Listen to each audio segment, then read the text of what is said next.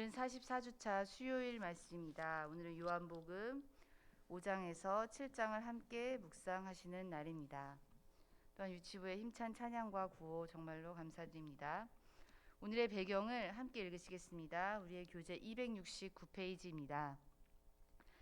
예수님은 하나님의 아들의 모습으로 이 땅에 오신 그리스도이십니다. 그런데 고정관념에 빠져있는 종교 지도자들은 거룩한 하나님만 알아 하나님을 아버지라고 부르며 안식일에도 병을 고치시는 예수님을 이해하지 못하고 대적합니다. 고정관념이 문제입니다. 묵상의 1번을 함께 읽으시겠습니다. 예수님은 안식일에 38년 된 병자를 고쳐주십니다. 그런데 유대인들은 38년 한평생 동안 질병으로 고통받은 사실에 아파하는 마음이 전혀 없이 오직 안식일을 어긴 것이 잘못됐다고 혈안이 됩니다. 고정관념은 38년 된 병자보다 더 심각한 질병입니다. 고정관념이 없는 사람이 없을 텐데 나에게는 어떤 고정관념들이 말씀을 가로막고 있을까요? 묵상의 2번을 함께 읽으시겠습니다. 오병이어의 이적 사건입니다. 사람들은 그 다음날 와서 이 기적의 떡을 고대하지만 주시지 않습니다. 오히려 예수님은 내가 곧 하늘로부터 내려온 참떡, 곧 생명의 떡이라고 말씀하시면서 내 살과 피를 먹고 영생을 얻으라고 말씀하십니다. 사람들은 그 말씀을 이해하지 못하고 다 떠났습니다. 예수님의 십자가를 통한 구원의 비밀을 말씀해 주신 것입니다. 묵상의 3번도 읽으시겠습니다. 예수님에 대한 다양한 시각들을 보여줍니다. 예수님은 메시아로 세상을 구원하러 오셨건만 지도자나 백성들이나 다 예수님이 누구인지 알아보지 못합니다. 교만, 고정관념, 무지함 등이 예수님을 몰라보게 합니다. 겸손함으로 자기를 내려놓을 때 주님이 주시는 생수를 마실 수 있습니다. 요한복음은 다른 공관복음서와 다르게 예수님의 신성, 즉 하나님의 아들임이 되시고 하나님과 같은, 예수님은 즉 하나님이심을 증언하는 책입니다. 그러면 예수님께서는 스스로 예수님이 어떠한 분이신지에 대해서 많이 말씀하고 계십니다. 그 부분에 초점을 두시면서 요한복음을 묵상해 가시면 매우 도움이 되실 것입니다. 오늘은 38년 된 병자를 고치신 사건을 중심으로 요한복음을 묵상해 보도록 하겠습니다. 38년이나 거의 같은 자리에서 병을 앓은 사람이 있습니다. 가끔씩 천사가 내려와 물을 움직이는 어떤 현상이 일어날 때 이러한 전설이 있었다고 합니다. 그곳에 몸을 먼저 담그면 병이 낫는다 하여 그는 38년 동안 그곳에 있었습니다. 예수님은 그를 보시자마자 그의 병이 깊었음을 아시고 낫고자 원하느냐 물으셨습니다. 이에 대한 그의 대답은 네 선생님 얼른 고쳐주십시오가 아닌 자신의 처지를 슬퍼하는 대답이었습니다. 즉 예수님이 누구신지 알았다면 네 하나님의 아들이신 예수님 맞습니다. 저를 얼른 고쳐주시고 다른 병자들이 이렇게 고치신 것처럼 저에게 안수하시고 아니면 저를 위해 기도해 주시고 저를 바로 고쳐주세요라고 부탁을 했을 텐데 그는 오히려 예수님이 누구신지 알지 못하고 네 선생님 제가 여기 38년이나 기다리고 있었는데 다 다른 사람들이 나보다 먼저 그물에 들어가서 저는 계속 이러고만 있습니다. 라고 대답을 하였습니다. 즉 아마 당시 예수님에 대한 소문이 많이 돌았을 텐데 38년 동안 한 곳에 묶여있고 매여있던 그는 이러한 소문을 못 들었거나 아니면 희망조차 사라진 상태였을 것입니다. 예수님은 38년간 방치되어 있었던 그 사람을 고쳐주셨습니다. 그런데 그날은 안식일이었습니다. 유대인들의 특히 제사장들과 서기관들과 당시 바리새인들이 인간들이 세운 전통에 따르면 안식일에는 사람을 일정 거리 이상 걷지도 못하게 하는 여러 가지 규칙들이 많았습니다. 즉 저 정도 거리에서 사람이 굉장히 힘들어하고 있는데도 일정 거리 이상을 걸어가면 안 됐기 때문에 그들은 자기가 움직일 수 있는 반경 안에서 안식일에 생활을 했습니다. 그렇게 철저히 사람들이 만든 전통 안에서 사람들은 안식일을 사람이 만든 전통 안에서 지키고 있었습니다.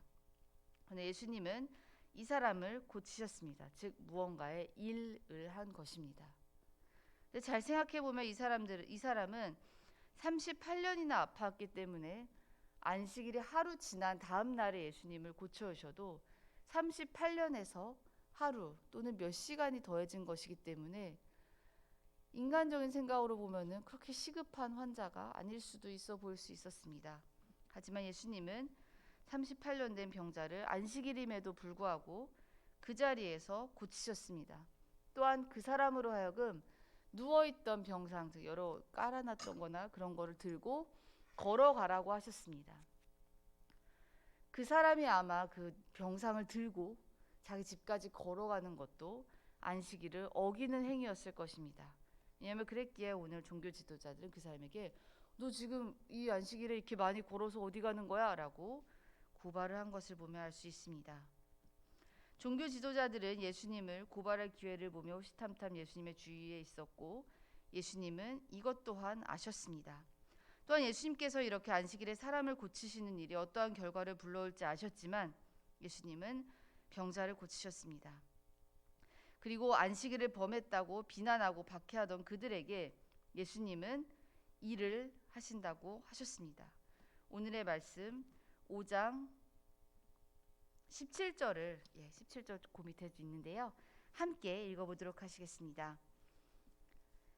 예수께서 그들에게 이르시되 내 아버지께서 이제까지 일하시니 나도 일한다 하시매 즉 어찌하여 안식일에 너는 일을 하느냐 라는 물음에 오히려 아버지가 일하시니까 나도 일을 한다 라고 예수님은 대답하셨습니다. 예수님은 그들의 전통이 사람을 살리는 일이 아니고 도리어 사람을 죽이는 전통임을 꼬집어 책망하셨습니다. 안식일은 사람을 위해 존재하는 날입니다. 안식일은 그날 쉬며 하나님의 말씀 안에 거하고 인간적인 욕심을 내려놓고 공급하시고 치유하시는 하나님을 믿고 의지하며 죄를 회개하고 하나님의 생명의 말씀을 듣는 날입니다. 하나님은 이렇게 안식일에도 우리 인간을 위해 일하시는 분이십니다. 믿고 의지하며 죄를 회개하고 하나님의 말씀으로 거듭나는 날입니다. 하나님께서는 광야에서도 안식일 전날 만나를 2배로 주셨습니다. 즉 이 말씀의 의미는 안식일은 하나님께서 우리를 책임져 주시겠다는 의미입니다. 즉 배고픔으로부터 광야의 위험으로부터 광야에 있던 이스라엘 사람들은 하나님께서 공급해 주시지 않으면 굶어 죽을 수밖에 없었으나 하나님은 안식일에 아무것도 하지 않고 장막 안에서 하나님의 말씀 안에만 거하면 하나님께서 채워주심을 이스라엘 백성들로 직접 체험하고 믿게 하셨습니다. 즉 안식일은 우리가 애쓰는 날이 아닌 하나님께서 우리를 먹이시고 살리심을 기억한 날입니다. 안식일은 그러하기에 생명의 날이고 생명을 살리는 날입니다. 예수님은 그런 안식일에 죽어가는 영혼을 살리셨습니다. 5장 14절의 말씀을 보면 그에게 죄의 문제가 있었음을 알 수 있습니다. 즉 이 사람이 고침을 받은 후에 예수님이 이후에 지나가시다가 그 사람을 만났습니다. 보라 네가 나았으니 더 심한 것이 생기지 않게 다시는 죄를 범하지 말라 하고 그에게 예수님은 말씀하셨습니다. 즉 그는 그의 병의 여러 가지 이유 중에 하나가 죄의 문제가 있었음을 알 수 있습니다. 모든 질병과 인간의 고통의 원인이 죄악인 것은 아닙니다. 내일 묵상하게 된 말씀이지만 날 때부터 장애가 있던 병자를 고치신 예수님은 그 날 때부터 장애가 있던 사람을 통해 사람들이 예수님 저 사람은 날 때부터 저렇게 장애를 가지고 태어났는데 저것은 부모님이 잘못해서입니까? 아니면 저 사람 죄입니까? 즉 당시에는 어떤 사람에게 질병과 고난과 고통과 환난과 핍박의 사건을 단순히 죄악의 결과라고만 생각하는 생각이 많이 있었습니다. 그러나 예수님은 그들에게 저 사람의 장애는 누구의 죄 때문이 아닌 하나님께서 어떠한 하나님의 영광을 그 사람을 통해 나타내어 보이시기 위해서 그리하셨다라고 하셨습니다. 이처럼 모든 질병과 환난과 그 원인이 죄 때문은 아니지만 이 사람의 경우에 있어서는 예수님이 38년 동안 묶여있던 병을 고쳐주시고 이후 다시 만나셔서 다시는 죄를 범하지 말라라고 하신 것을 보면 이 사람에게는 어떠한 특수한 상황이 있었음을 우리는 알 수 있었습니다. 즉 예수님은 이 사람의 질병만 고쳐주신 것이 아니라 죄악의 문제를 해결하고 회개할 기회와 회개의 그 경우를 제공해 주시기 위해 안식일에 그를 고치셨습니다. 즉 그로 구원받게 하시기 위하여 예수님은 이 일을 하신 것입니다. 예수님께서는 그리하여 이 사람을 질병뿐만 아니라 죄악에서도 구원하시기 위해 안식일에 굳이 많은 사람들이 예수님을 핍박함에도 불구하고 그를 고치셨던 것입니다. 예수님은 즉 그에게 진정한 생명을 주신 것입니다. 안식일은 하나님과의 만남의 날이며 회복의 날입니다. 오늘날에는 이를 주님과 예배드리는 그 시간으로 비유할 수 있는데요. 꼭 굳이 주일이 안식일이라고 똑같다고 말씀할 수는 없으나 우리가 하나님을 만나고 하나님 안에서 이 영혼에 다시 살아나고 회개할 시간을 가지고 하나님과의 관계를 회복하는 그 시간이 곧 진정한 안식의 의미일 것입니다. 예배는 이처럼 인간의 전통과 인간의 규칙이 아닌 말씀이 회복되는 날이고 나의 영혼이 살아나는 날이고 사람이 살아나는 날입니다. 생명과 영혼이 즉 사는 날인 것이지요. 사람이 만든 규칙이 생명을 살리는 날을 막을 수 없습니다. 인간이 만든 제도에 묶여 정작 말씀과 회복은 없고 규칙과 의무와 일을 하지 않기 위해 또 해야 하는 일들을 해야 하는, 즉 이 규칙을 안식일 규칙을 지키기 위해 또 다른 규칙을 만들어내고 이 법을 지키기 위해 이 법을 만들어내는 꼬리에 꼬리를 무는 인간이 만든 규칙을 지키는 날이 안식일이 아니고 예배의 날이 아닙니다. 우리가 하나님 안에서 예배를 드리고 나의 영혼이 살아나는 날은 진정 예수님께서도 오히려 진리를 알면 너희가 진리 안에서 자유할 것이라고 하셨습니다. 사람이 만든 규칙과 사람이 만든 제도는 예수님께서 주시는 이 자유와 생명을 막을 수 없습니다. 신앙의 여정에서 유대인처럼 사람이 만든 규칙과 인간의 전통과 고정관념에 얽매여서 오히려 하나님의 말씀을 들을 기회가 줄어들고 하나님의 말씀 안에서 나의 삶을 돌아보는 시간이 줄어들고 바쁨과 지침 속에서 꽉 막힌 규칙 속에서 우리가 허덕인다면 진정한 안식을 누리는 것이 아닐 것입니다. 인간의 만든 규칙으로 오히려 나의 영혼이 숨막히게 된다면 생명의 말씀이 들어올 공간이 없게 될 것입니다. 예배의 날은 우리가 하나님과 예배를 드리는 순간은 우리의 마음이 살아나는 날입니다. 38년 동안 묶여 있었던 병자가 자신의 병상을 들고 자유롭게 간 것처럼 우리도 하나님의 말씀 안에서 다시 살아나 자유롭게 다시 삶으로 돌아가는 날이 예배의 날이 되어야 할 것입니다.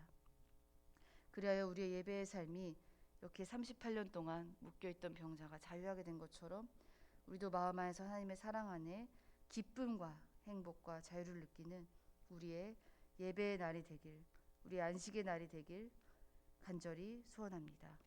기도하겠습니다. 하나님 감사합니다. 생명을 살리는 날에 생명을 죽이는 인간의 전통과 제도에 매여있는 유대인들이 아닌 정말로 이 병을 고침받은 병자처럼 하나님 안에서 날마다 고침을 받는 우리의 삶이 될 수 있도록, 우리의 예배가 될 수 있도록 인도하여 주시옵소서. 오늘도 그러한 기쁨 속에서 복음을 전할 때에 우리의 VIP들이 우리의 환한 모습을 보며 예수님을 볼 수 있는 그런 시간이 될 수 있도록 도와주시옵소서. 감사드리며 예수님의 이름으로 기도합니다. 아멘. 주기도문 하시고 우리